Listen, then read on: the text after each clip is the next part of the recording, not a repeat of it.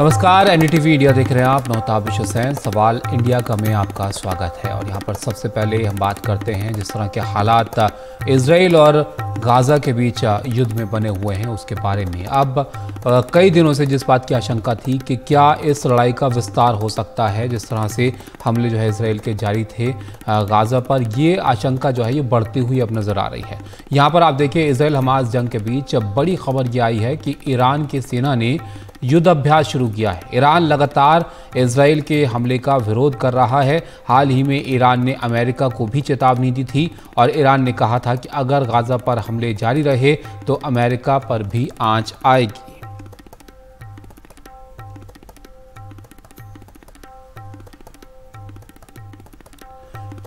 हमारे सहयोगी कादम्नी शर्मा हमारे साथ जुड़ गए हैं ज़्यादा जानकारी के लिए। कादम्नी, ईरान जो है वो काफ़ी वक्त से, काफ़ी दिनों से इस बात को लेकर चेता रहा है लगातार कि हमले जो है इजराइल रोके, लेकिन अब खबर यह है कि युद्ध अभ्यास ईरान की सेना ने यहाँ पर शुरू किया है। क्या ये भी सिर्फ एक संदेश भर है या फिर इसको और ज़्यादा यहाँ पर गंभीरता से लेने की ज़रूरत है कि ये दखल की तरफ एक तरह से ईरान के इस युद्ध में है? देखिए, ये एक तरह से संदेश की तरह है, क्योंकि ये जो वीडियो है जो उन्होंने जारी किया है ये कुछ पहले डेट का है, लेकिन बताया ये जा रहा है कि ये जो युद्धाभ्यास शुरू हुआ है वो असल में मंगलवार का है।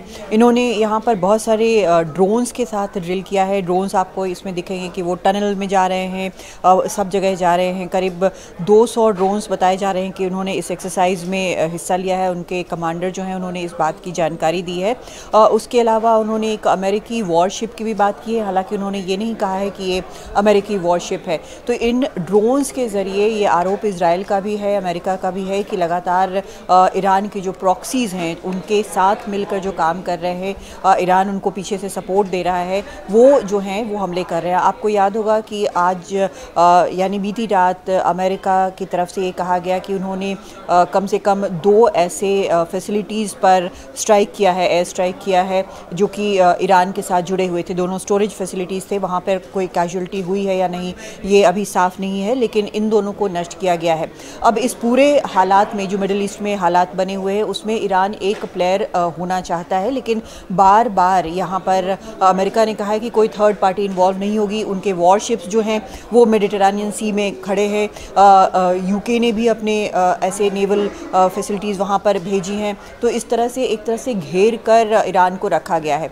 ऐसे में वहाँ पर ईरान जो है वो लगातार बयान दे रहा है। उसके विदेश मंत्री ने यूएन में जाकर कहा कि अगर ऐसा गाज़ा पर हमले नहीं रुकते हैं तो एक जो आंच जो है वो अमेरिका पर भी आएगी। ये सभी जो है ये संदेश देने की कोशिश है, लेकिन असल में जो मुख्य अगर स्थिति आप ज़मीन पर देखें तो क्या है, ईरान के पास जो फाइटर जेट्स वगैरह है वो शाह एरा के हैं, जब इनके पहले के एरा के हैं। उसमें अधिकतर अमेरिकन मेड फायर पावर है इनके पास। बहुत ज़्यादा पैसे नहीं है क्योंकि लंबे वक्त से ये सैंक्शंस झेल रहे हैं। तो एक तरह से अपने आप को प्रोजेक्ट करने की कोशिश है कि मिडिल ईस्ट में उनका अभी भी दबदबा है, उनके कहने पर सब कुछ चलता है। और ये सही बात है कि हमास को वो ट्रेन करते हैं, हमास के जो मिलिटेंट हैं उनको, और जो हूथी हैं वो उनके साथ जुड़े हैं यमन के।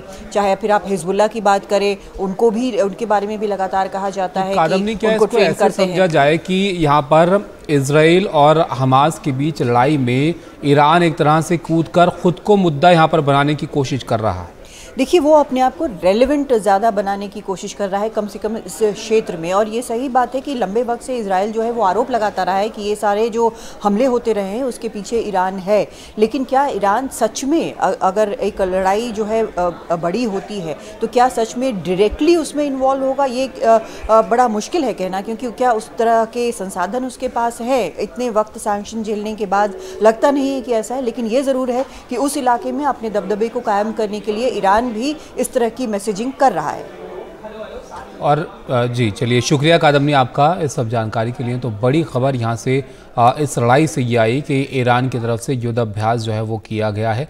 और ये जो जंग है ये आप जानते हैं अब कई दिन इसमें हो चुके हैं और 3000 बच्चों समेत 7000 लोगों की इसमें मौत हो चुकी है। और यहाँ तक कि यूरोपियन यूनियन भी अब युद्ध रोकने की अपील यहाँ पर कर रहा है, क्योंकि गाज़ा की तस्वीरें भी कुछ सामने आई हैं जिसमें काफ़ी विनाश यहाँ पर अब तक इस लड़ाई में हो चुका है। लेकिन ईरान के रुख को लेकर लगातार चिंता बनी हुई है और एक बार फिर से एक तरह से चेतावनी ईरान की तरफ से जो है ये वीडियो जारी करके दी गई।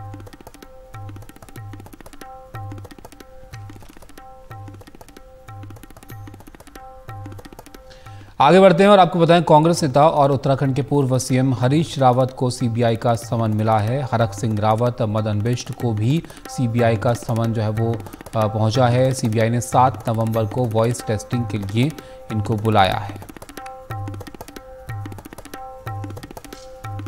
तो यहाँ पर बड़ी खबर जो है ये उत्तराखंड से, उत्तराखंड में कांग्रेस के नेता और उत्तराखंड के पूर्व सीएम रहे हरीश रावत को सीबीआई का समन जो है यहाँ पर भेजा गया है और इनके साथ ही हरक सिंह रावत और मदन बिष्ट को भी यहाँ पर सीबीआई ने समन दिया है और 7 नवंबर को यहाँ पर वॉइस टेस्टिंग के लिए इनको बुलाया गया है।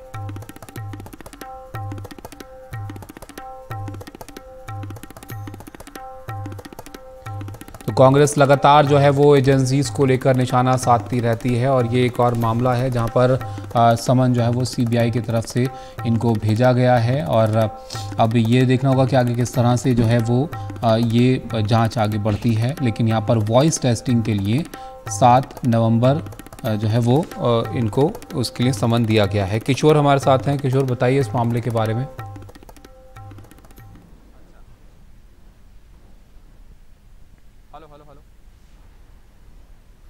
किशोर, अगर आप हमारी आवाज़ सुन पा रहे हैं तो इस मामले के बारे में ज़रा बताइए जिसमें यहाँ पर कांग्रेस के बड़े नेता हैं हरीश रावत और इनको सीबीआई ने समन किया है। बिल्कुल, हरीश रावत समेत 3 और लोग हैं जिनको सीबीआई ने सम्मन किया और 7 नवंबर को इनको वॉइस टेस्टिंग सैंपल के लिए पेश होना है।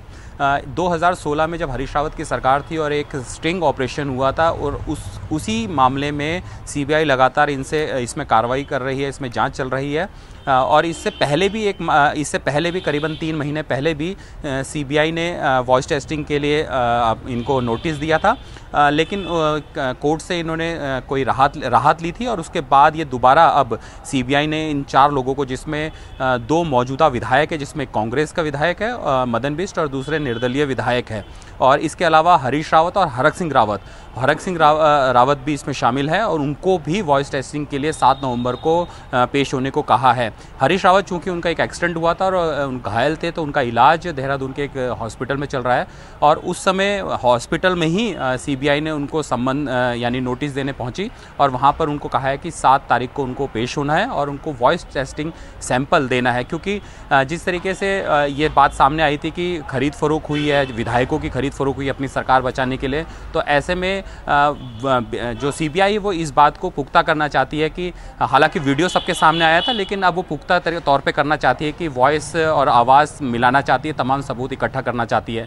लेकिन ये ज़रूर है कि जिस तरीके से लोकसभा चुनाव आने वाले हैं और कांग्रेस के नेताओं पर इस तरीके से जैसे सम्मन दिया है, नोटिस दिया, तो ये राजनीतिक रूप भी ले रहा है। हरीश रावत का कहना है कि ये जब मैं घायल हूँ, इस अवस्था में मेरे हॉस्पिटल में तबीयत ठीक नहीं चल रही, एक्सीडेंट हुआ और उस समय सम्मन देना तो कहीं ना कहीं लगता है कि ये सारा राजनीति से प्रेरित है। लेकिन अब ये देखना होगा कि 7 नवंबर को ये पेश होते हैं या फिर पिछली बार की तरह ही कोर्ट से कुछ राहत लाते हैं। जी, शुक्रिया आपका यहाँ पर किशोर इस सब जानकारी के लिए। तो यहाँ से बड़ी खबर ये एक तरह से आई जहाँ पर हरीश रावत के साथ बाकी 3 लोग और जिनको समन यहाँ पर सीबीआई की तरफ से भेजा गया है, जिसमें हरक सिंह रावत, मदन बिष्ट को सीबीआई जो है वो समन यहाँ पर भेजा गया है, जिसमें 7 नवंबर को वॉइस टेस्टिंग के लिए इनको बुलाया गया है। आगे बढ़ते हैं और अगली खबर का रुख यहाँ पर करते हैं। गैंगस्टर मामले में एमपी एमएलए कोर्ट ने मुख्तार अंसारी को 10 साल की सज़ा सुनाई है और साथ ही 5 लाख का जुर्माना लगाया गया है। कल 26 अक्टूबर को एमपी एमएलए कोर्ट ने जो है वो इस मामले में मुख्तार अंसारी को दोषी करार दिया था और यहाँ पर ये हत्या और हत्या के प्रयास का मामला था, जिसमें अब यहाँ पर इनको दोषी करार दिया है। हमारे सहयोगी सौरभ शुक्ला हमारे साथ जुड़ गए हैं। सौरभ, एक और मामला जिसमें मुख्तार अंसारी के लिए जो है मुसीबतें यहाँ पर बड़ी हैं और सज़ा यहाँ पर जो है इनको सुनाई गई है। जी बिल्कुल, ये 10 साल की सजा है। पहले ही वो सजा याफ्ता है कृष्णानंद राय हत्याकांड मामले में, जो गैंगस्टर एक्ट है उसके तहत वो इस वक्त बांदा जेल में है। उन पर और भी कई मामले चल रहे हैं और अब ये कपिल देव हत्याकांड है, इस पर 26 अक्टूबर को फैसला आया था और उसको दोषी करार दिया गया था। उस पर क्वांटम ऑफ पनिशमेंट पर आज फैसला आया है और 10 साल की सजा दे दी गई है मुख्तार अंसारी को। 2009 में करांडा थाना क्षेत्र है, वहां पर कपिल देव सिंह की हत्या हुई थी और 2009 में ही मोहम्मदाबाद थाना क्षेत्र में कि मीर हसन ने मुख्तार अंसारी पर के खिलाफ इस हत्या का केस दर्ज करवाया था और 2010 में दोनों को मुख्तार अंसारी को इस मामले में गैंगस्टर चार्ज और हत्या को लेकर के ये पूरी चार्जशीट दायर की थी। और देखिए ये हत्या के ये जो फैसला आया है वो 14 सालों के बाद इस हत्याकांड में मुख्तार अंसारी को सजा दी गई है। 2009 में अगर पूरा मामला समझा अपने दर्शकों को, 2009 में सुआपुर गांव है और वहां के रहने वाले एक दबंग व्यक्ति के यहाँ पर घर पर कुर्की की कार्रवाई की जा रही थी। इसी बीच कुर्की की जा रही थी और सामानों की लिस्ट बनाने के लिए कपिल देव सिंह को मौके पर बुलाया गया था और पुलिस के कहने पर कपिल देव वहां पर पहुंचे थे और जब उन्होंने सामान की लिस्ट बनवानी शुरू की तो परिवार ने कहा कि कपिल देव सिंह मुखबिरी करते हैं और इसके बाद इस पूरे मामले में बाद में कपिल देव सिंह की हत्या कर दी गई थी और मुख्तार अंसारी को इसमें आरोपी बनाया गया था। देखिए सबसे बड़ी बात है कि मुख्तार अंसारी कपिल देव सिंह के हत्याकांड के मूल केस में बरी हो गए थे। बाद में करंडा थाने में मुख्तार अंसारी के खिलाफ 2 मामलों को मिलाकर गैंगस्टर चार्ट बनाया गया था, जिसमें पहला मामला मोहम्मदाबाद कोतवाली क्षेत्र में मीर हसन का था, जबकि दूसरा कपिल देव सिंह हत्या का मामला था। तो लंबे समय तक चले इस हत्याकांड का दोषी अब मुख्तार अंसारी को करार दिया गया है। तो मुख्तार अंसारी पहले ही जेल में है और अब जेल में रहेंगे। अब इस पूरे मामले के खिलाफ वो सेशन कोर्ट में फिर हाई कोर्ट में जा सकते हैं। तो अब देखते हैं कि आगे पूरे मामले पर वो कब अपील करते हैं। फिलहाल उनकी मुश्किलें, जैसा आपने कहा, वो लगातार बढ़ रही हैं और कम होने का नाम नहीं ले रही। ताबिश, इनकी तरफ से, इनके वकील की तरफ से कुछ प्रतिक्रिया यहाँ पर सौरभ दी गई है इस पर? लेकिन पूरे मामले में जो उनके वकील हैं उस दिन उन्होंने प्रतिक्रिया दी थी। उनके वकील यही कह रहे हैं कि वो पूरी न्याय प्रक्रिया पर विश्वास करता है। पूरे मामले में वो ऑर्डर पढ़ने के बाद जो उच्च कोर्ट है, जो अबव कोर्ट है, वहां पर इस फैसले के खिलाफ वो अपील करने जाए, ऐसा उन्होंने कहा। जी शुक्रिया सौरभ आपका सब जानकारी के लिए। बिहार के मुख्यमंत्री नीतीश कुमार चाहते थे कि इंडिया गठबंधन में सीटों के तालमेल पर एक फॉर्मूला जल्द से जल्द बन जाए, लेकिन अब ये फिलहाल 5 राज्यों में चुनाव तक टल गया है। जेडीयू के वरिष्ठ नेता और बिहार के जल संसाधन मंत्री संजय झा ने आज पटना में कहा कि विधानसभा चुनावों के परिणाम के बाद इंडिया गठबंधन की रैली के बारे में भी घोषणा होगी।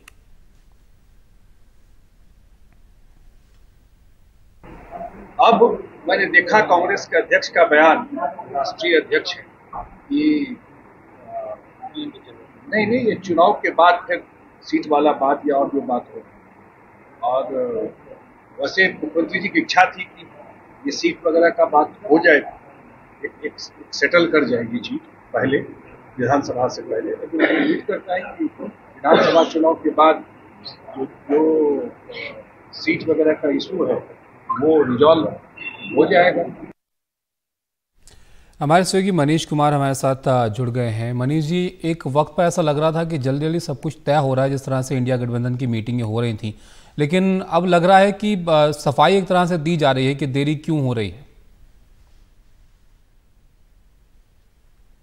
निश्चित रूप से ताबीज कहीं ना कहीं ये जो 5 राज्यों में विधानसभा चुनाव हो रहे हैं और चूंकि कांग्रेस पार्टी हर जगह पर बीजेपी के खिलाफ मुख्य प्रतिद्वंदी पार्टी है, इसलिए कहीं ना कहीं चीजों पर जो है वो होल्ड हो गया है, किसी को पता नहीं है। और सब अब ये मानकर चल रहे हैं कि इंडिया गठबंधन में चाहे वो सीटों के तालमेल की बातचीत हो या उनकी रैली आयोजित करने की बात हो या क्या मुद्दे उठाए जाएंगे अगले लोकसभा चुनाव में, इन सब चीजों पर एक अभी फिलहाल विराम लगा हुआ है। और एक तरह से चुनावों के 5 राज्यों के परिणाम आने के बाद 3 दिसंबर के बाद एक बार फिर से इन चीजों पर बातचीत शुरू होगी। तो जो सहयोगी वहां नहीं लड़ रहे हैं, यानी कि जनता दल यूनाइटेड भी मध्य प्रदेश में 10 सीटों पर चुनाव लड़ रही है, लेकिन उसके बावजूद उसे उम्मीद थी कि कांग्रेस पार्टी जो है ये जो पिछले कम से कम 2 महीनों से उनकी सारी गतिविधियों पर बॉम्बे की मीटिंग के बाद में एक तरह से ठहराव है या विराम लगा हुआ है, वो शायद उन्हें लगता है कि ये पूरा समय जो है वो बर्बाद जा रहा है। लेकिन वो मानकर चल रहे हैं कि कांग्रेस पार्टी के जो शीर्ष नेता हैं उन्होंने खुद एक्नॉलेज इस बात को किया है और एक बार विधानसभा चुनाव के परिणाम 3 दिसंबर को आ जाएंगे तो फिर सीटों का तालमेल हो या अन्य मुद्दों हो, उन सब चीजों पर बातचीत फिर से शुरू होगी। ताबिश, लेकिन मनीष जी, कहीं ना कहीं ऐसा लगता है कि जो सवाल थे जब ये तालमेल बैठाने की बात हो रही थी कि कैसे जो है वो बंटवारा सीटों का होगा, क्षेत्रीय पार्टियां जहां पर मजबूत हैं, इन सवालों को और ज़्यादा हवा यहां पर इन चुनावों के साथ मिल गई और ये दिक्कत बढ़ाएगी इंडिया गठबंधन के लिए चुनावों के बाद भी। देखिए, जहां तक सीटों के तालमेल का सवाल है तो जो इंडिया गठबंधन है उसे कुछ ही राज्यों में एक तरह से शुरुआत से बात करनी होगी। बिहार या झारखंड जैसे राज्य हैं, वहां पर वो पहले से चुनाव लड़ते आए हैं और वहां पर एक फॉर्मूला बना हुआ है, उसी में थोड़ा मोड़ा फेरबदल होगा। लेकिन कुछ राज्य हैं जैसे उत्तर प्रदेश या पश्चिम बंगाल, इन राज्यों में, या दिल्ली और पंजाब, ये 4 राज्य ऐसे हैं जहां पर ज्यादा माथापच्ची करने की जरूरत है। जैसे कुछ दलों ने, वामपंथी दलों ने, सीपीएम ने अभी से साफ कर दिया है कि वो बंगाल में तृणमूल के साथ नहीं जा सकती, केरल में कांग्रेस के साथ नहीं जा सकती, लेकिन उन्होंने ये भी राइडर दिया हुआ है कि परिणाम कुछ भी हो वो इसी इंडिया गठबंधन में रहेगी उसका, और परिणाम के बाद जो है उसका समर्थन जो है इंडिया गठबंधन को ही रहेगा। लेकिन दिल्ली और पंजाब की जहां तक बात है तो वहां पर यह देखना है कि आप और कांग्रेस में सीटों का तालमेल हो पाता है या नहीं, क्योंकि दोनों जगहों पर जो कांग्रेस की स्थायी जो लोकल यूनिट है उनका काफी ज्यादा रिजर्वेशन है, क्योंकि खासकर पंजाब में कई सारे कांग्रेसी नेताओं पर वहां की आप सरकार ने कार्रवाई की है। उसी तरीके से उत्तर प्रदेश में हाल के दिनों में रिश्तों में कांग्रेस और खासकर समाजवादी पार्टी के बीच रिश्तों में वो सामान्य बातें नहीं रही हैं, खटास आई है। तो आखिर ये सब चीजों पर ये जो एक तरह का अंतर विरोध है उस पर कैसे बातचीत शुरू हो पाती है या क्या फॉर्मूला बन पाता है, ये तो अब विधानसभा चुनाव के परिणाम के बाद ही पता चल पाएगा। ताबिश बिल्कुल, अब विधानसभा चुनाव के बाद ही स्थिति और साफ हो पाएगी कैसे इंडिया गठबंधन जो है वो आगे बढ़ता है। बहुत शुक्रिया मनीष जी आपका इस सब जानकारी के लिए। आगे बढ़ते हैं और अब बात राजस्थान की करते हैं। यहां पर सीएम गहलोत ने कुछ गारंटीज जो है वो दी हैं चुनावों के लिए और इसमें 15 लाख तक की मुफ्त बीमा सहायता की बात कही गई है। सरकारी कॉलेज के पहले साल फ्री लैपटॉप या टैबलेट देने की बात कही गई है। सरकारी कर्मचारियों के लिए ओल्ड पेंशन स्कीम, हर विद्यार्थी के लिए अंग्रेजी माध्यमिक शिक्षा की गारंटी, 2 रुपये प्रति किलो गोबर की खरीदी और परिवार की महिला मुखिया को 10,000 रुपये प्रति वर्ष देने की बात कही गई है और साथ ही 1 करोड़ के करीब परिवारों को 500 रुपये में गैस सिलेंडर देने की बात यहां पर इनकी तरफ से कही गई है। पहली गारंटी में बता दें आपको, गृह लक्ष्मी योजना परिवार की महिला मुखिया को आत्मनिर्भर बनाकर सम्मान देने के लिए प्रतिवर्ष 10,000 रुपये सम्मान राशि मिलेगी। दूसरी गारंटी मैंने कहा आपको 1 करोड़ 5 लाख परिवारों को गैस सिलेंडर 500 रुपये मिलेगा। अब NFA के जो लोग हैं, फूड सिक्योरिटी एक्ट वाले, उनको हम शामिल करें इसके अंदर। 1 करोड़ 5 लाख लोगों तक पहुंचा रहे हैं हम लोग। तीसरी गारंटी होगी छत्तीसगढ़ की तर्ज पर, वहाँ गोधन गारंटी है। चौथी और 5वीं गारंटी है शिक्षा और हमारे युवाओं से जुड़ी हुई है। हमारे सहयोगी हर्षा हमारे साथ जुड़ गई हैं, उनके पास चलते हैं लेकिन उससे पहले उनसे बात करेंगे। उससे पहले आपको बताते हैं कि कांग्रेस ने राजस्थान विधानसभा चुनाव के लिए कल जो है 19 उम्मीदवारों की तीसरी लिस्ट जारी की है और अब तक कांग्रेस की जो 3 सूचियां जारी हुई हैं उसमें 95 उम्मीदवारों के नाम तय हो चुके हैं। कांग्रेस की तीसरी लिस्ट में बीजेपी से कांग्रेस में आई शोभा रानी कुशवाहा को धौलपुर से टिकट दिया गया है। वहीं अपने इलाके को जिला बनाने की मांग कर रहे मदन प्रजापति को भी टिकट जो है वो दिया गया है, जबकि बीएसपी से कांग्रेस में आए एक विधायक को भी टिकट यहां पर दिया गया है। हर्षा हमारे साथ जुड़ गई हैं, हमारी सहयोगी। हर्षा, यहां पर ये लिस्ट भी जारी की गई है, इसके बारे में भी आप बताइए। थोड़ा सुरक्षित कदम उठाती हुई कांग्रेस यहां पर दिख रही है और साथ ही गारंटीज कर्नाटक में कामयाब रही है और यहां पर राजस्थान में भी कांग्रेस चाहती है गारंटी के साथ ही जाए चुनाव में। जी देखिए, जो पहली लिस्ट की अगर हम बात करें तो उसमें शोभा रानी कुशवाहा इम्पोर्टेंट है। वो बीजेपी की विधायक हैं जो क्रॉस ओवर करके कांग्रेस में आई थी धौलपुर से, जो पूर्व मुख्यमंत्री वसुंधरा राजे का होम टाउन है, वहाँ से वो हैं, उनको टिकट दिया गया है धौलपुर से। साथ ही जो मोहन प्रजापत है जो बिना चप्पल के चले थे काफ़ी महीने अपना एरिया को ज़िला बनाने में, उसमें वो कामयाब भी रहे, उनको भी टिकट मिला है। और बीएसपी की 2 MLAs हैं जो पहले बीएसपी में थे, फिर कांग्रेस में उनका विलय हुआ, उनको कांग्रेस में टिकट मिला है। लेकिन बहुत छोटी लिस्ट है, 19 उम्मीदवारों की लिस्ट है, कोई इसमें बहुत महत्वपूर्ण या कोई ट्रेंड नहीं दिख रहा है। साथ साथ जो गारंटी की बात है वो इनफैक्ट ज़्यादा महत्वपूर्ण है, और उन्होंने जो 7 गारंटीज अनाउंस की है, सबसे इंटरेस्टिंग और सबसे अलग सी गारंटी ये है कि वो इंग्लिश मीडियम एजुकेशन देंगे, जो भी हर बच्चे को इंग्लिश मीडियम एजुकेशन की गारंटी। बहुत ही इंटरेस्टिंग है, शायद पहले कभी चुनाव में किसी ने इस तरह से कुछ वादा नहीं किया होगा। महिलाओं को गारंटी, लैपटॉप देना आदि ये सब होता है, लेकिन इंग्लिश मीडियम प्रॉमिस करना, इंग्लिश मीडियम एजुकेशन प्रॉमिस करना इंटरेस्टिंग है। एक सोसाइटी के एक ट्रेंड में वो टैप इन करता है। ऑब्वियसली कुछ सर्वेज के आधार पे वो लोग ये कह रहे हैं। वैसे भी जो गवर्नमेंट स्कूल्स हैं, 3000 गवर्नमेंट स्कूल्स हैं जिनमें इंग्लिश मीडियम एजुकेशन मिलता है, उसके लिए काफ़ी होड़ रहती है, वो कम पड़ रही हैं। और लोग सब चाहते हैं कि बच्चों को इंग्लिश मीडियम एजुकेशन हो, क्योंकि रोज़गार के अवसर भी बढ़ाता है, अपॉर्चुनिटीज़ भी बढ़ाता है। तो इस सब को सोच समझ के हम देख रहे हैं कि जो रोटी कपड़ा और मकान है, उससे आगे बढ़कर कांग्रेस कुछ अलग सोच रही है। कोई भी कांग्रेस, कोई भी पॉलिटिकल पार्टी कोई अलग से सोच रही है। मैंने मुख्यमंत्री से पूछा कि क्योंकि वैसे भी शिक्षा का क्षेत्र बहुत चुनौतीपूर्ण रहता है, टीचर्स की कमी, स्कूल का दूर होना, बस नहीं होना, तो इस सब को लेकर आप कैसे करेंगे? तो कहीं ना कहीं मुझे ऐसे लगा उनकी बातों से कि वो इंग्लिश मीडियम हो सकता है ऑनलाइन या IT के द्वारा भी बच्चों तक पहुँचाए। जी, इसके अलावा थोड़ा फोकस महिलाओं पर भी यहाँ पर हर्षा दिख रहा है। आप गैस सिलेंडर की बात कीजिए या फिर महिला मुखिया को 10,000 रुपये प्रतिवर्ष देने की बात यहाँ पर। देखिए, वुमेन वोटर बहुत अहम है, वुमेन वोटर पर फोकस है। जो आपने 2 गारंटीज बताई वो भी, साथ ही जो गवर्नमेंट सर्वेंट है, सरकारी कर्मचारी है, उस पर भी आप देखिए कितना बड़ा फोकस है। ओल्ड पेंशन स्कीम को कानून बनाएंगी कांग्रेस ने, और मुख्यमंत्री ने साफ कह दिया है कि क्योंकि सरकार आके ये बदल सकते हैं, OPS जो लागू ये करना चाहते हैं, तो उसको हम आके कानून का दर्जा दे देंगे ताकि हमेशा राजस्थान में ओल्ड पेंशन स्कीम लागू रहे।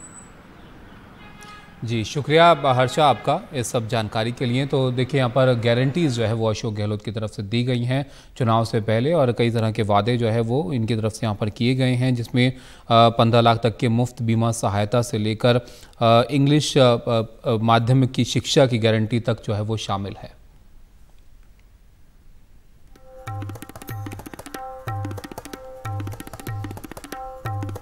एक ब्रेक के लिए हम यहाँ पर रुकेंगे। ब्रेक के बाद कुछ और खबरें लेकर जल्द हाजिर होते हैं। आप बने रहिए हमारे साथ।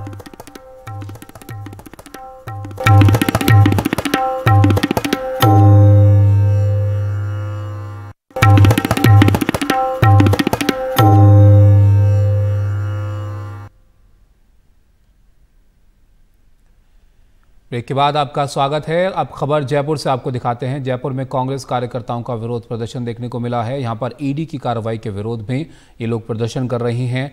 कल ईडी ने अशोक गहलोत के बेटे वैभव गहलोत को समन भेजा था। प्रदेश कांग्रेस अध्यक्ष गोविंद सिंह डोटासरा के घर पर भी ईडी ने छापा जो है वो मारा था, और इसके बाद से कांग्रेस के जो कार्यकर्ता हैं वो यहाँ पर जयपुर में विरोध प्रदर्शन कर रहे हैं, जिसकी तस्वीरें यहाँ पर ये सामने आई हैं।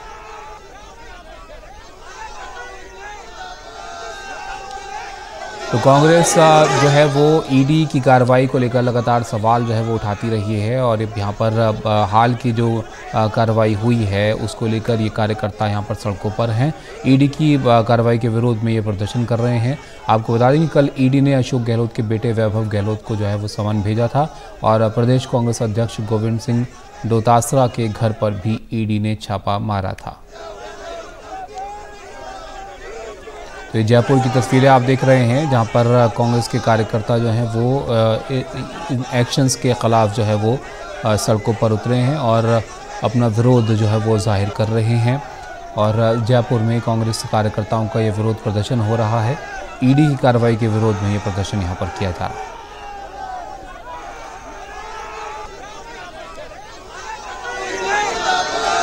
गंभीर आरोपों में घिरी टीएमसी सांसद महुआ मोइत्रा ने लोकसभा की एथिक्स कमेटी के सामने पेश होने के लिए और वक्त मांगा है। महुआ मोइत्रा ने कमेटी से 5 नवंबर का समय मांगा है, जबकि कमेटी ने उन्हें 31 अक्टूबर को पेश होने को कहा था।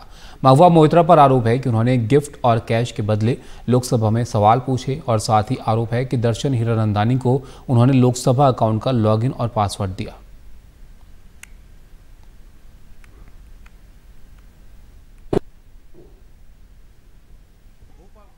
कोई दोषी दोस्त करने के बाद, चोरी करने के बाद नहीं बोलता है कि मैंने चोरी किया है। ये तो इतिहास है।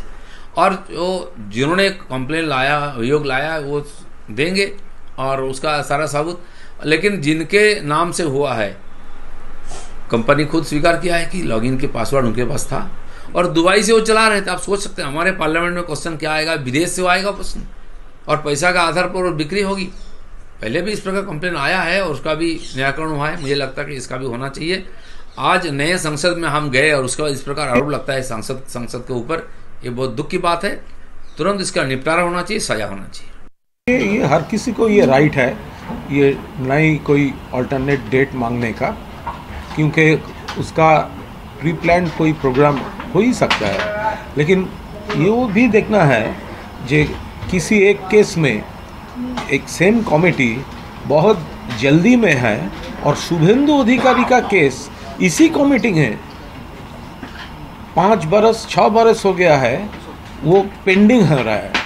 तो अभी थोड़ा कृपा करके वो शुभेंदु अधिकारी का जो नारद मामला है, घूस मामला, सीबीआई एफआईआर किया है, उसका कैमरा के सामने वो घूस लिया था, उसका फैसला ये कमेटी कर दे। देखिए, महुआ मोइत्रा पे जो आरोप लगे हैं बेहद गंभीर हैं और इसके लेकर कल ही एथिक्स कमेटी की बैठक हुई थी, जिसमें निशिकांत दुबे और जो दूसरे शिकायतकर्ता हैं जय आनंद देहदराई, उन दोनों को बुलाया गया था और उनका जो बयान है, उनका जो पक्ष है वो लिया गया है। उसी बैठक के बाद अब तय ये किया गया था कि महुआ मोइत्रा को 31 अक्टूबर को दिन में 11 बजे बुलाया जाएगा कमेटी के सामने और उनको इसके लिए सूचना भी दे दी गई है। महुआ मोइत्रा ने अब से कुछ देर पहले एक ट्वीट करके ये जानकारी दी है कि उन्होंने एक चिट्ठी लिखी है विनोद सोनकर जो कमेटी के अध्यक्ष हैं, और उनसे कहा है कि चूंकि वो पहले से दुर्गा पूजा से जुड़े, चूंकि पश्चिम बंगाल में दुर्गा पूजा एक बड़ा कार्यक्रम होता है, एक बड़ी धूमधाम से मनाया जाता है, उसके बाद भी कई कार्यक्रम होते हैं, तो उन्होंने कहा है कि वो अपने कॉन्स्टिट्यूंसी में इस तरह से जुड़े दुर्गा पूजा से जुड़ी कई कार्यक्रमों में व्यस्त रहेंगे 4 नवंबर तक। लिहाजा उन्हें 5 नवंबर के बाद किसी भी दिन या किसी भी समय बुलाया जाए और वो कमेटी के सामने पेश होंगी। दूसरी बात, उन्होंने इस पूरे मामले के लिए आधार बनाया है रमेश बिधूड़ी के मामले को, क्योंकि रमेश बिधूड़ी का मामला प्रिविलेज कमेटी में है। दानिश अली को कुछ अभद्र भाषा का इस्तेमाल करने, दानिश अली के खिलाफ कुछ अभद्र भाषा का इस्तेमाल करने के आरोप में, और इस मसले पर ये कहते हुए रमेश बिधूड़ी ने समय मांगा था कि वो राजस्थान में पार्टी के कार्यक्रमों में व्यस्त रहेंगे, तो इसी आधार पर उन्होंने और भी समय मांगा है। और तीसरी सबसे बड़ी बात महुआ मोइत्रा ने कही है कि दर्शन हीरानंदानी को भी कमेटी के सामने बुलाया जाए, ये मांग की है विनोद सोनकर से उन्होंने। तो अपनी चिट्ठी में उन्होंने 2-3 बड़ी बातें कही हैं, लेकिन सबसे बड़ी बात यह है कि उन्होंने कहा है कि वो 31 अक्टूबर को समिति के सामने पेश होने में असमर्थ हैं, लिहाजा उन्हें 5 नवंबर के बाद आने का समय दिया जाए।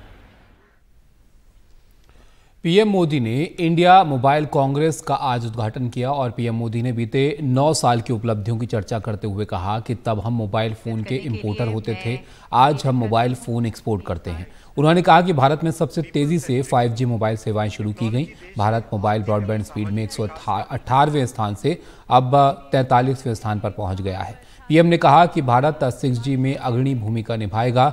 इस दौरान पीएम मोदी ने पुरानी मोबाइल तकनीक और पुरानी सरकार की तुलना करते हुए इशारों में कांग्रेस पर हमला किया। प्रधानमंत्री ने कहा कि उस समय की सरकार हैंग वाले मोड में थी। हालत ये थी कि रीस्टार्ट करने का भी कोई फ़ायदा नहीं होता था, ना ही बैटरी चार्ज करने से और ना ही बैटरी बदलने से कोई फ़ायदा था। 2014 में देश में ऐसे आउटडेटेड सरकार को छोड़ दिया। 10-12 साल पहले के मोबाइल फोन्स को याद करिए। तब आउटडेटेड फोन की स्क्रीन घड़ी घड़ी हैंग हो जाती थी। चाहे आप स्क्रीन को कितना भी स्वाइप कर लें, चाहे जितने भी बटन दबा लें, असर कुछ होता ही नहीं था। बराबर है ना? और ऐसी ही स्थिति उस समय सरकार की भी थी। उस समय भारत की अर्थव्यवस्था का या कहें या तब की सरकार ही हैंग हो गए वाले मोड में थी और हालत तो इतना बिगड़ चुका था, रीस्टार्ट करने से कोई फायदा नहीं था। बैटरी चार्ज करने से भी फायदा नहीं था, बैटरी बदलने से भी फायदा नहीं था। हम न सिर्फ भारत में तेजी से 5G का विस्तार कर रहे हैं, बल्कि 6G के क्षेत्र में भी लीडर बनने की दिशा में बढ़ रहे हैं। हमारे कालखंड में 4G का विस्तार हुआ, लेकिन एक दाग भी नहीं लगा है। मुझे विश्वास है कब 6G में भारत दुनिया को लीड करेगा। हम सबको इस पर गर्व है कि पूरी दुनिया मेड इन इंडिया फोन्स का इस्तेमाल कर रही है।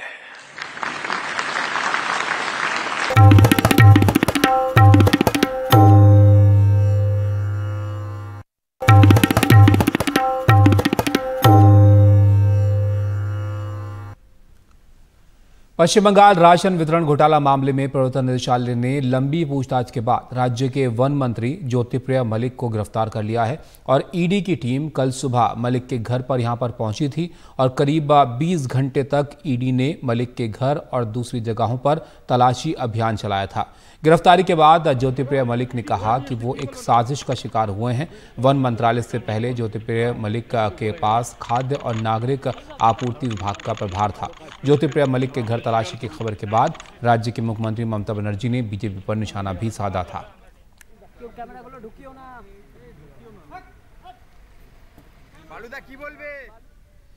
वहीं बीजेपी नेता शुवेंदु अधिकारी ने ट्वीट करके कहा कि मैं ईडी निदेशक से अपील करूंगा कि वो पश्चिम बंगाल के बड़े राशन वितरण घोटाले में ममता बनर्जी की भूमिका की जांच करें। मुख्यमंत्री ममता बनर्जी ने 2021 में ज्योतिप्रिया मलिक को खाद्य और आपूर्ति विभाग का प्रभारी मंत्री नहीं नियुक्त किया, क्योंकि 2011 से 21 तक खाद्य और आपूर्ति मंत्री के तौर पर बड़े भ्रष्टाचार में उनके शामिल होने के बाद वो केंद्रीय जांच एजेंसियों की नजरों से उन्हें बचाना चाहती थी। हालांकि वो चाहती थी कि वो अवैध तरीके से फंड इकट्ठा करते रहें और उसका हिस्सा खास व्यक्तियों को सौंप दें। इसलिए इसके उपाय के तौर पर उन्होंने उन्हें पश्चिम बंगाल आवश्यक वस्तु आपूर्ति निगम का अध्यक्ष नियुक्त कर दिया, उस कंपनी का जिसे पश्चिम बंगाल में धान और दूसरे अनाज की खरीद और वितरण का काम सौंपा गया है। असम सरकार ने अपने कर्मचारियों को जीवन साथी के जीवित रहने पर किसी अन्य से शादी करने पर रोक लगा दी है। ऐसी स्थिति में दूसरी शादी करने पर सरकार ने दंडात्मक कार्रवाई की चेतावनी दी है। असम सरकार के कार्मिक विभाग की ओर से जारी आदेश में कर्मचारियों को निर्देश दिया गया है कि यदि पति या पत्नी जीवित है तो किसी अन्य से शादी करने से पहले सरकार की अनुमति लेनी होगी, भले ही उस पर लागू होने वाले पर्सनल लॉ के तहत दूसरी शादी की अनुमति हो। यह आदेश तत्काल प्रभाव से लागू हो गया है। असम के मुख्यमंत्री हेमंत बिस्वा शर्मा ने कहा कि ये नियम पहले से है, लेकिन इसे कभी लागू नहीं किया गया। अब उनकी सरकार ने इसे लागू करने का फैसला किया है। This is a old circular. A Assam government employee, from the point of view of our service rule, he is not entitled to enter into a second marriage. However, if some religion allow you to enter into a second marriage, even then, from the conduct rule, you have to seek permission from the state government. Now, state government might give you, may not give you. So, this rule was there earlier. We did not enforce it. Now, we have decided to enforce it.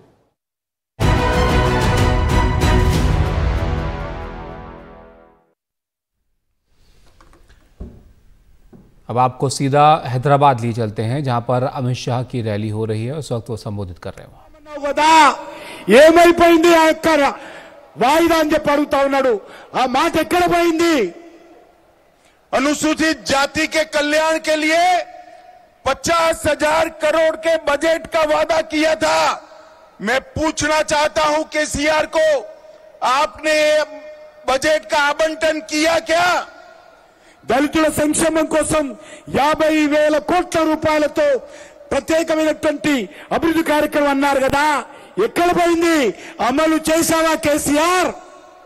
इन्होंने backward class के कल्याण के लिए हर साल 10,000 करोड़ खर्चने का वादा किया था। मैं पूछना चाहता हूं केसीआर, आपके वादे का क्या हुआ? బీసీల సంక్షేమం కోసం 10,000 కోట్ల రూపాయలతో ప్రతి సంవత్సరం ప్రత్యేక కార్యక్రమం అన్నావు కదా, ఏమైంది? బీసీల సంక్షేమం ఎందుకు వదిలేశావు? मित्रों, मोदी जी ने बीसी के कल्याण के लिए ढेर सारी योजनाएं लाए हैं। उन्होंने संविधान में बैकवर्ड क्लास कमीशन का प्रोविजन कर बैकवर्ड क्लास को संवैधानिक दर्जा देने का काम नरेंद्र मोदी जी ने दिया है।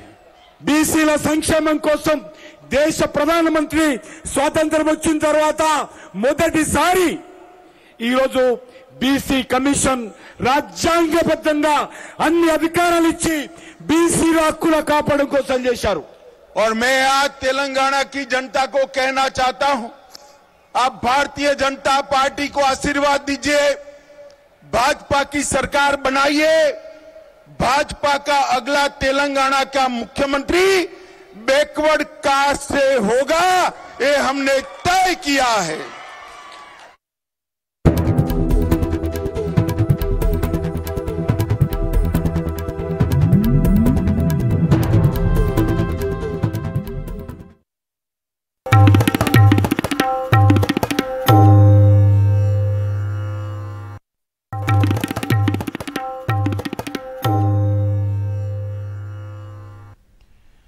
दिल्ली के जंतर मंतर पर गाजा पर हमले के खिलाफ फिलिस्तीन के समर्थकों ने प्रदर्शन किया। इस दौरान हालात वहां पर बिगड़ गए और कई प्रदर्शनकारियों को हिरासत में भी लेना पड़ा। पुलिस ने धारा 144 भी यहां पर लागू कर दी है। हम इस वक्त जंतर मंतर पर हैं। आप देखेंगे यहाँ पर फिलिस्तीन के समर्थन में प्रदर्शन करने के लिए छात्र और सिविल सोसाइटी के लोग पहुंचे हैं और दिल्ली पुलिस की भी काफ़ी ज़बरदस्त तैनाती है और दिल्ली पुलिस का कहना है कि वो प्रदर्शन नहीं करने देंगी। और आप देखेंगे यहाँ पर ये छात्र पहुंचे हैं और दिल्ली पुलिस का कहना है कि जैसे वो यहाँ प्रदर्शन करने के लिए पहुंचेंगे उन्हें हिरासत में लिया जाएगा। आप ये देखेंगे यहाँ पर बच्चे। आप कहाँ से आए हैं? कहाँ से आए हैं आप लोग? आप देखेंगे तस्वीरों में। और देखिए अब यहाँ पर दिल्ली पुलिस जो है, जो भी यहाँ प्रदर्शन करने आ रहा है उन्हें हिरासत में ले रही है। ये देखिए यहाँ पर आरएएफ के जवान नजर आएंगे आपको, इनको जबरदस्ती प्रदर्शन कर रहे हैं। इनका कहना है कि इजाज़त नहीं दिया जाएगा। तो आप देखिए यहाँ पर इनको हिरासत में लिया जा रहा है। ये तस्वीरें हैं वो जंतर मंतर की हैं। इनका कहना है कि वो फिलिस्तीन के साथ देने आ रहे हैं। इजराइल के स्ट्राइक्स में जो निर्दोष लोग मर रहे हैं उनको समर्थन देने के लिए आ रहे हैं और उनको हिरासत में लिया जा रहा है। ये सारे छात्र हैं जो विभिन्न कॉलेजेस से हैं, जामिया से, जेएनयू से, और जो आम लोग भी यहाँ पर पहुँच रहे हैं उन्हें हिरासत में लिया जा रहा है। तो आप देखेंगे यहाँ पर जो छात्र हैं जिसमें लड़कियाँ शामिल हैं उनको किस तरीके से हिरासत में लिया जा रहा है। तो इनका कहना है कि वो जंतर मंतर पर जो एक डेजिग्नेटेड स्पॉट है प्रदर्शन करने का, वहाँ पर उनको इजाज़त दी जानी चाहिए और वो इजाज़त नहीं दी जा रही। अब ये तस्वीरें देखिए, ये तस्वीरें देखिए। छात्र, हर एक छात्र को यहाँ पर प्रदर्शन करके, घसीट करके उन्हें हिरासत में लिया जा रहा है। तो ये तमाम लोग हैं, कुछ सिविल सोसाइटी के लोग भी हैं जो यहाँ पर शामिल हुए हैं। और आगे चलते हैं, देखते हैं कि यहाँ पर इन छात्रों का क्या कहना है। इनका कहना है कि उन्होंने इजाज़त मांगी थी लेकिन इजाज़त नहीं दी गई। अब ये लड़कियां हैं, इनको जो है इनको हिरासत में लिया जा रहा है। तो ये सीधी तस्वीरें हम आपको जंतर मंतर से दिखा रहे हैं जहां पर प्रदर्शन करने आए थे ये छात्र और इनको हिरासत में लिया जा रहा है। और ये छात्राएं हैं वो यूनिवर्सिटीज़ की हैं, ये सब छात्र हैं। इनका कहना है कि यहाँ पर इनको प्रदर्शन करने नहीं दिया जाएगा। इन्होंने क्या परमिशन मांगी थी आपसे पहले? ये जो दिल्ली पुलिस के अधिकारी हैं बोलने को तैयार नहीं हैं। तो फिलहाल जो डिटेन किया जाएगा इनको, तो दिल्ली पुलिस का कहना है कि इन्हें पहले ही बता दिया गया था कि यहाँ पर उनको प्रदर्शन नहीं करने दिया जाएगा और प्रदर्शन करने नहीं इजाज़त दी नहीं गई थी, इसलिए उनको यहाँ से हिरासत में लिया जा रहा है। आप कहाँ पढ़ती हैं? आप कहाँ पढ़ती हैं? दिल्ली यूनिवर्सिटी में पढ़ती हैं। तो आप देखेंगे यहाँ पर दिल्ली यूनिवर्सिटी के छात्र हैं, यहाँ पर इनको हिरासत में लिया जा रहा है, घसीटा जा रहा है। तो फिलहाल अब इनका कहना है कि दिल्ली पुलिस का कहना है कि यहाँ पे कानून व्यवस्था की स्थिति पैदा हो सकती है, इसलिए इनको प्रदर्शन करने नहीं दिया जाएगा। तो ये तस्वीरें हम आपको दिखा रहे हैं, जंतर मंतर की हैं। यहाँ पर फ्री पैलेस्तीन के ये पोस्टर लेकर के यहाँ पर छात्र पहुँचे थे, जिन्हें अब बस में भर दिया गया है दिल्ली पुलिस की और उनको यहाँ से ले जाया जाएगा। तो फिलहाल अब दिल्ली पुलिस कानून व्यवस्था की बात कर रही है। छात्र कह रहे हैं प्रदर्शन करना उनका एक मौलिक अधिकार है। और भी जो हैं यहाँ पर, ये आप कहाँ से हैं? दिल्ली से। दिल्ली से हैं, इनका कहना है। और जो भी यहाँ पर पहुँच रहा है प्रदर्शन करने के लिए, उन्हें दिल्ली पुलिस हिरासत में ले रही है और यहाँ से उन्हें लेकर जाया जाएगा, कानूनी कार्रवाई की जाएगी। दिल्ली पुलिस का कहना है यहाँ धारा 144 लागू थी और उसका उल्लंघन ये छात्र कर रहे थे। लेकिन सबसे बड़ा सवाल ये है कि जंतर मंतर पर अगर शांतिपूर्वक प्रदर्शन करना चाहते हैं, और इनका कहना है कि फिलिस्तीन में जो आम लोगों की मौत हो रही है, जो बच्चों की मौत हो रही है, उसको लेकर उनकी नाराजगी है, इसलिए वो यहाँ प्रदर्शन करने आए हैं। सहयोगी सुशील राठी के साथ सौरभ शुक्ला, NDTV इंडिया।